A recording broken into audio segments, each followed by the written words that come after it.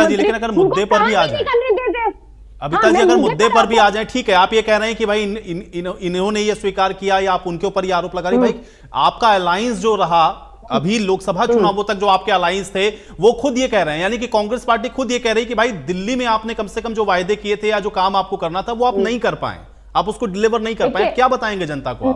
आपके साथी खुद ये बात कह रहे हैं जो कल तक आपके साथ नहीं। देखिए, हाँ देखिए, जो सुरेश रॉड जी ने एक बहुत ही उस तरीके से बात नहीं रखी। अगर कोई एक सुलझा हुआ प्रवक्ता अगर आता जो नेशनल तरीके से बात करता तो वो अलायंस के ही पक्ष में बात करता और ये बात मानी गई थी। देखिए, जैसे कि हरियाणा के जब चुनाव हुए थे उसमें भी गठबंधन के लिए बात कही गई थी और राहुल गांधी जी ने कहा था कि गठबंधन होना चाहिए विधानसभा के, लेकिन जो कि यहाँ के राज्य स्तर पर जो नेता थे उन्होंने उस बात को नहीं मानी। तो इस तरीके से अगर कोई प्रवक्ता कहता तो उसकी बात मान्य नहीं रखती है। आप ये देखिए कि जो अलायंस है या जो गठबंधन हुआ, इंडिया गठबंधन, वो इसलिए हुआ ताकि जो बीजेपी जो अराजकता फैला रही है या देश में लोकतांत्रिक ताकत बनती जा रही है दिन पर दिन, जिस तरीके से चुनाव आयोग भी आप ये देखिए कि जिस तरीके से अभी जो महाराष्ट्र का चुनाव हुआ वहां सिर्फ आप 3-4 महीने के अंदर आप नहीं, ठीक है अमिता जी, लेकिन भाई अभी तो दिल्ली की बात करेंगे ना, अभी तो आप दिल्ली की बात करेंगे ना, आज तो हम लोग दिल्ली पर चर्चा कर रहे हैं।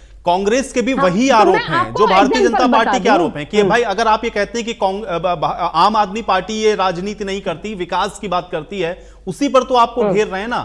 पॉल्यूशन, यमुना की सफाई, आपने जो वायदे किए उसको आपने कितना पूरा किया, उसी पर तो आपको घेर रहे हैं ना। वो कह रहे हैं कि आप वो डिलीवर नहीं कर पाए। आपको वही बता रही हूँ, देखिए वही बता रही हूँ। आप 2023 का जो बिल आया, दिल्ली का ऑर्डिनेंस बिल जो आया, जिसपे सुप्रीम कोर्ट ने ये कह दिया कि सारी शक्ति चुनी हुई सरकार को जाएगी, और उसी को आप ये देखिए कि रातों रात उस बिल को बदल दिया गया। ऑर्डिनेंस बिल ला करके इन्होंने वो बदल दिया। जब आप एक चुनी हुई सरकार को अधिकारियों उनके आप अधिकारियों को अधीन नहीं करेंगे, उनको काम करने नहीं देंगे, तो कैसे काम होगा? उसके बावजूद भी आप ये देखिए कि अरविंद केजरीवाल जी को जेल में डाला, फिर उन्होंने इस्तीफा दिया ताकि दिल्ली के काम ना रुके। आतिशी जी सत्ता में आई, उसके बाद उन्होंने तब भी काम किया। इतनी समस्याओं के बावजूद भी इनको ये लगता है कि ये हमारी स्थितियों को कमजोर कर सकते हैं, पर हमारी पार्टी के विचारों को, हमारे नेताओं को ये कमजोर नहीं कर सकते, क्योंकि ये जो बीजेपी पार्टी है वो मुंह में राम बगल में छुरी,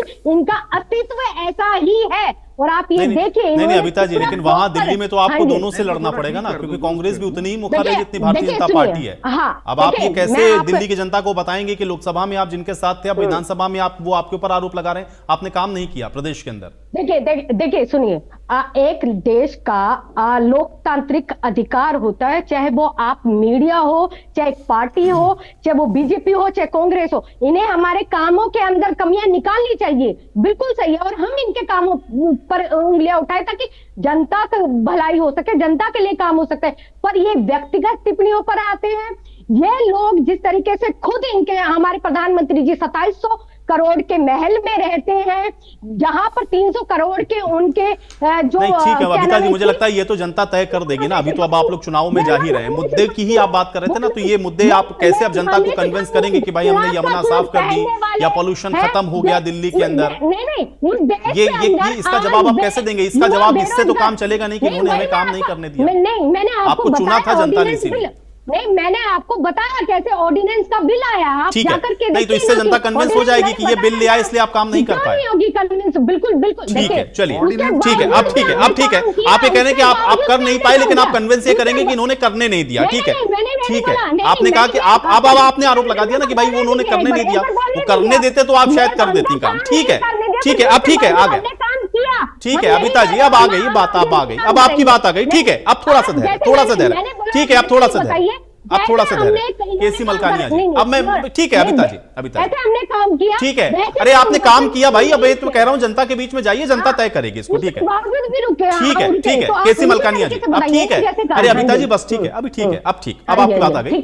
केसी मलकानिया जी, केसी मलकानिया जी, चुनाव की तारीखों की घोषणा हो गई है, पार्टियां आप चुकी, अभी तक एक ऐसी हम लोग देख रहे थे जो अलायंस था वो वहां पर आमने सामने है। दूसरी ओर भारतीय जनता पार्टी ये कह रही कि नहीं, इस बार प्रदेश के अंदर हम जो है सत्ता में आने वाले हैं, दिल्ली के अंदर हमारी जो तैयारी है वो पूरी पुख्ता है।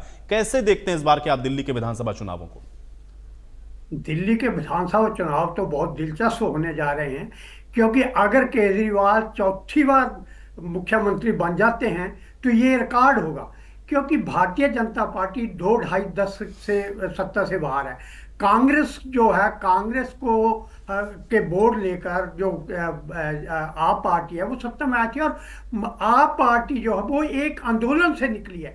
जो आंदोलन इसलिए हुआ था कि भ्रष्टाचार के बरखिलाफ आंदोलन हुआ था, सिंप्लिसिटी को लेकर आंदोलन हुआ था, जिसमें कहा गया था कि हम मकान ना, बड़ा मकान नहीं लेंगे, कोई महल बंगला नहीं लेंगे, कार नहीं लेंगे, उस के आधार पर हुआ था। और उस समय जनता के सामने 2 विकल्प थे, एक तरफ भारतीय जनता पार्टी थी और एक तरफ कांग्रेस थी इससे पहले। अब तीसरा विकल्प जो उनके सामने आया था तो आप पार्टी थे। तो जो लोगों का ये विचार था कि दोनों पार्टियों को हमने आजमा लिया है, अब तीसरी पार्टी जो है आप पार्टी है, उसको मौका दिया जाना चाहिए। और उन्होंने एक बार मौका दिया, दूसरी बार दिया, तीसरी बार भी मौका दिया। तो अब ये देखना है कि क्या चौथी बार मौका देते हैं, क्या उन्होंने जो वायदे किए थे उनको पूरा किया।